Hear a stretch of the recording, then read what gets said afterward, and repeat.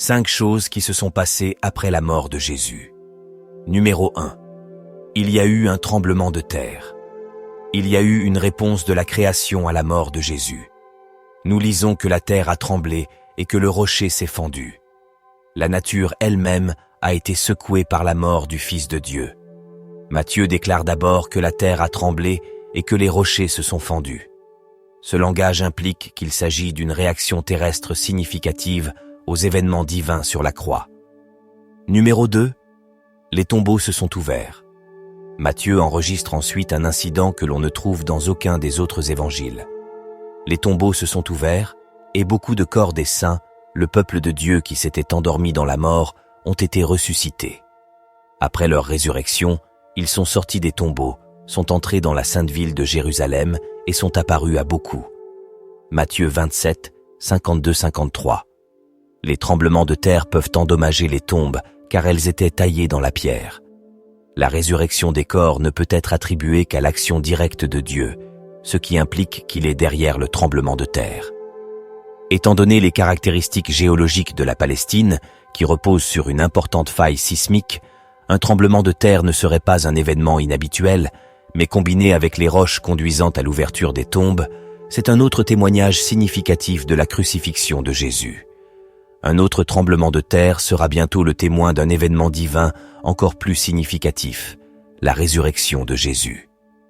L'enregistrement unique de ces événements par Matthieu souligne la victoire sur la mort accomplie par le sacrifice de Jésus sur la croix. Ceux qui ont été ressuscités sont littéralement décrits comme ceux qui se sont endormis, un idiome commun du Nouveau Testament pour quelqu'un qui est mort mais dont le destin éternel est assuré. Tout comme le témoignage initial, la résurrection surnaturelle de ces corps de saints et leurs apparitions à Jérusalem sont un témoignage frappant du travail de Jésus sur la croix et ensuite de sa résurrection. Le terme saint se réfère probablement à des figures pieuses de l'Ancien Testament, des héros et des martyrs de l'histoire d'Israël, sélectionnés pour témoigner miraculeusement de ces événements. Leur apparition devant les gens de Jérusalem est un témoignage de l'efficacité du travail de Jésus sur la croix. Cela anticipe l'enseignement de Paul sur Jésus étant les prémices des morts. 1 Corinthiens 15, 20-23. Mais maintenant, comme les choses sont réellement, Christ est en effet ressuscité d'entre les morts et est devenu les prémices, c'est-à-dire le premier à être ressuscité avec un corps incorruptible et immortel, anticipant la résurrection de ceux qui se sont endormis dans la mort. Car comme par un homme la mort est venue, de même par un homme viendra la résurrection des morts. Car de même que tous meurent en Adam, de même aussi tous seront rendus à la vie en Christ. Mais chacun en son ordre, Christ les prémices. Ensuite, ceux qui sont à Christ, à son avènement, seront ressuscités avec des corps incorruptibles et immortels. La résurrection de ces saints est un prélude à la résurrection à laquelle tous les croyants peuvent aspirer grâce à la mort de Jésus. Un nouveau jour est arrivé, un jour où la mort a été vaincue par la mort. La résurrection à la vie éternelle est devenue possible. Mais notez, ce n'est qu'après la résurrection de Jésus que les occupants de ces tombes ont été ressuscités et sont entrés à Jérusalem, où ils sont apparus à beaucoup. La Bible ne dit pas si ces saints ressuscités sont morts de nouveau ou sont allés au ciel avec le Seigneur Jésus. La mort du Fils de Dieu a secoué la nature elle-même. Le prédicateur populaire Charles Spurgeon a déclaré que les cœurs des hommes n'ont pas réagi aux cris agonisants du Rédempteur mourant, mais les rochers ont répondu, les rochers se sont fendus. Il n'est pas mort pour les rochers, pourtant les rochers étaient plus sensibles que les cœurs des hommes pour lesquels il a versé son sang. On comprend mieux que Matthieu ait voulu nous montrer que le tremblement de terre s'est produit le jour où Jésus a été crucifié, et puis le jour où il a été révélé comme ressuscité, le pouvoir de la nouvelle vie était si fort qu'il a ramené certaines des bonnes personnes qui étaient mortes. C'est l'un des passages les plus étranges de l'évangile de Matthieu. Numéro 3, le voile du temple s'est déchiré en deux. Matthieu 27, 50-51. Et Jésus cria de nouveau d'une voix forte et agonisante et rendit volontairement son esprit, le libérant souverainement de son corps en soumission au plan de son Père. Et à ce moment-là, le voile du Saint des Saints dans le temple se déchira en deux du haut en bas. La terre trembla, et les rochers se fendirent. Le rideau qui recouvrait le temple s'est déchiré en 2 endroits. Le rideau était la seule chose dans le temple qui différenciait la zone sacrée de la partie la plus sainte du temple. C'était une illustration très claire de la séparation entre Dieu et l'homme. Acte 6, 7 dit qu'au jour de l'Église primitive, beaucoup de prêtres étaient obéissants à la foi. Peut-être que ce rideau déchiré leur a démontré la grandeur de l'œuvre de Jésus. C'est probablement ainsi que la déchirure du voile est devenue une connaissance courante. Hébreux 9, 1:9 nous dit qu'au temple, un voile séparait le Saint des Saints, le lieu terrestre de la présence de Dieu, du reste du temple où les hommes habitent. En vérité, le premier tabernacle avait des règlements concernant le culte divin et le sanctuaire terrestre. Une tente sacrée était dressée, la section extérieure ou première, où se trouvaient le chandelier et la table avec ses pains consacrés. C'est ce qu'on appelle le lieu saint. Derrière le second voile était un autre tabernacle, la section intérieure ou seconde, connue sous le nom de Saint des Saints. Le livre de l'Exode enseigne que ce voile épais était fait de matériaux bleus, pourpre, écarlate et de lin retors. Maintenant, Christ est notre grand prêtre supérieur, et en tant que croyants en son œuvre accomplie, nous participons à son sacerdoce supérieur. Nous pouvons maintenant entrer dans le Saint des Saints par lui. Hébreux 10, 19 et 20 dit « Nous avons la confiance d'entrer dans le lieu très saint par le sang de Jésus, par un chemin nouveau et vivant qui nous a été ouvert à travers le voile, c'est-à-dire son corps. » En regardant cette scène, nous voyons une image de la chair de Jésus se déchirant pour nous, tout comme il déchirait le voile pour nous. Le livre de l'Hébreu fournit une explication glorieusement détaillée de la signification profonde associée à la déchirure du voile. Le voile qui pendait toujours dans le temple servait de rappel constant que le péché rend les humains indignes d'être en présence de Dieu. Le fait que l'offrande pour le péché était présentée une fois par an, au-delà de la myriade d'autres sacrifices qui étaient présentés chaque jour, était une illustration flagrante de la réalité que le péché ne pouvait vraiment pas être expié ou éradiqué par de simples sacrifices d'animaux. Grâce à ce que Jésus-Christ a fait sur la croix, les barrières qui séparaient autrefois Dieu et les gens ont été détruites, et maintenant nous pouvons nous approcher de Dieu avec confiance et audace. Hébreux 4, 14-16.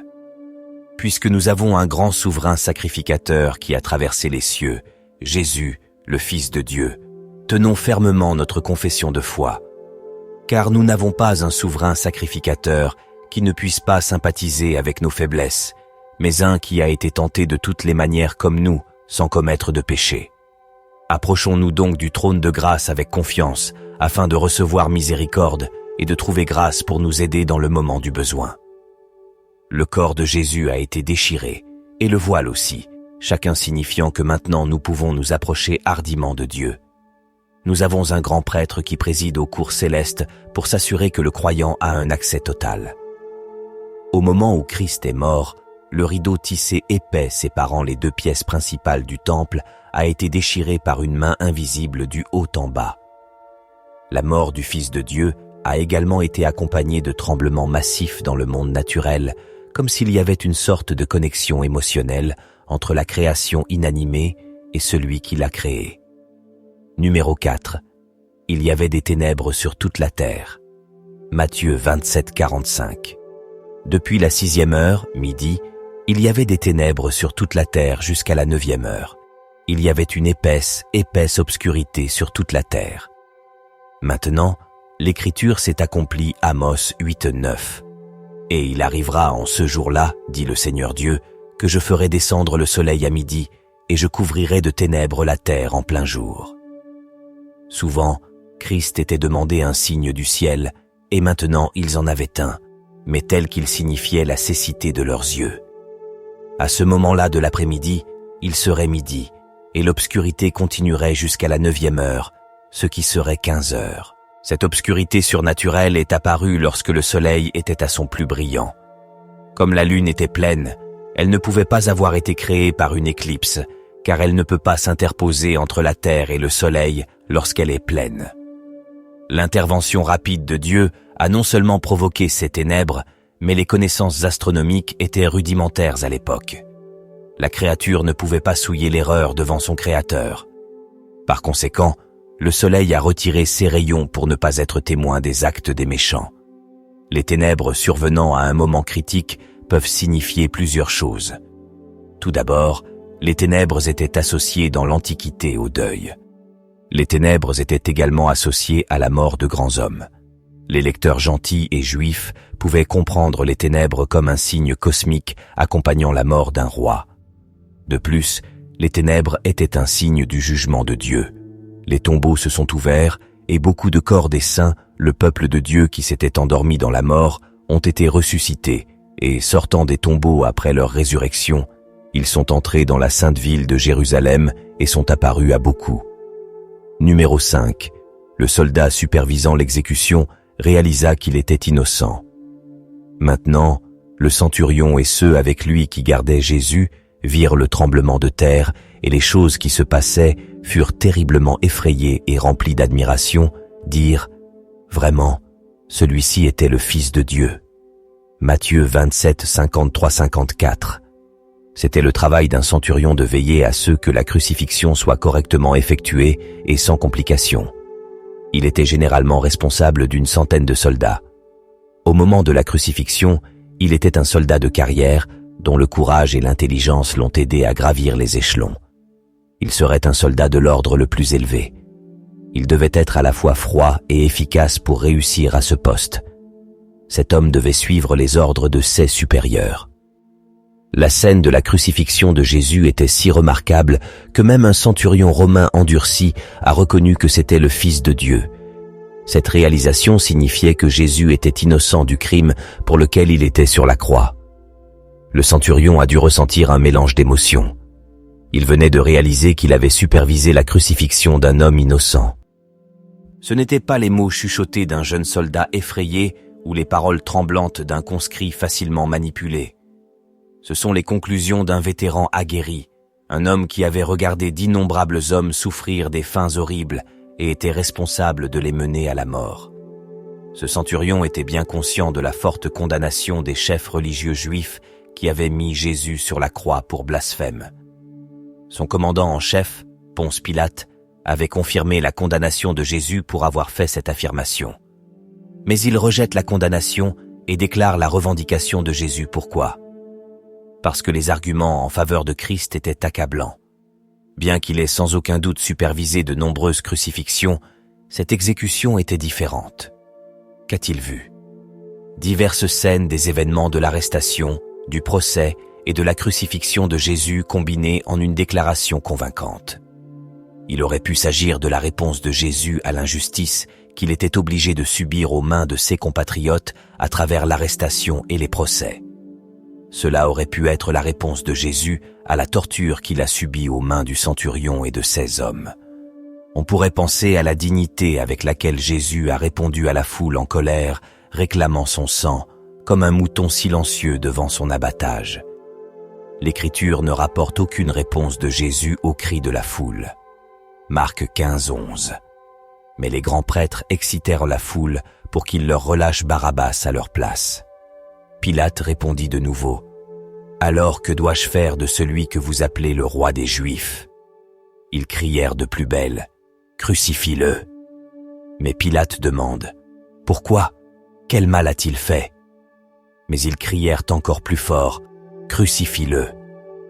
Alors Pilate, voulant satisfaire la foule, leur relâcha Barabbas, et après avoir fait fouetter Jésus, il le remit entre les mains de ses soldats pour qu'il soit crucifié. Son souci était pour leur pardon, pas pour son évasion. La miséricorde de Jésus envers les personnes qui l'ont rejeté et les soldats qui l'ont crucifié, y compris ce centurion, sa réponse, « Père, pardonne-leur, car ils ne savent pas ce qu'ils font. » Luc 23, 34. Père, pardonne-leur, car ils ne savent pas ce qu'ils font. Et ils tirèrent au sort ses vêtements pour savoir ce que chacun aurait. Et le peuple se tint là, regardant. Mais même les chefs se moquaient de lui, disant « Il a sauvé les autres. Qu'il se sauve lui-même, s'il est le Christ, le Messie, l'Oint de Dieu, l'élu. » Les soldats aussi se moquèrent de lui, s'approchant et lui offrant du vinaigre, du vin aigre, et disant sarcastiquement « Si tu es vraiment le roi des Juifs, sauve-toi ». Il y avait aussi une inscription au-dessus de lui « Celui-ci est le roi des Juifs ». Un des malfaiteurs qui était pendu lui lança des insultes, disant « N'es-tu pas le Christ ? Sauve-toi toi-même et nous ». Pendant qu'ils jouaient pour les affaires de Jésus, la préoccupation de Jésus était pour leur pardon, pas pour son évasion. Quelle déclaration puissante! Matthieu 27, 35 et 36. Et lorsqu'ils le crucifièrent, ils se partagèrent ses vêtements en tirant au sort. Puis, s'étant assis là, ils commencèrent à le garder en regardant pour prévenir toute tentative de sauvetage. Si tout cela ne l'a pas convaincu, il a vu quelque chose de plus, la réponse de la création. Manifestement, le centurion a été choqué de voir un événement aussi dramatique pendant les dernières heures de la vie de Christ, surtout qu'il n'avait jamais rien vu de tel auparavant. Cela a eu un impact presque incommensurable sur lui. Le centurion a vu, entendu et ressenti tous les événements de la crucifixion et de la mort de Christ. En conséquence, lui et ses troupes ont été grandement effrayés. Même si le centurion et son groupe de soldats avaient appris à faire face à la peur, maintenant ils ressentaient une terreur pure. C'est cette croix puissante et l'amour démontré là-bas qui émeut les cœurs, même le cœur endurci et fatigué de la bataille d'un soldat de carrière, de la mort à la vie.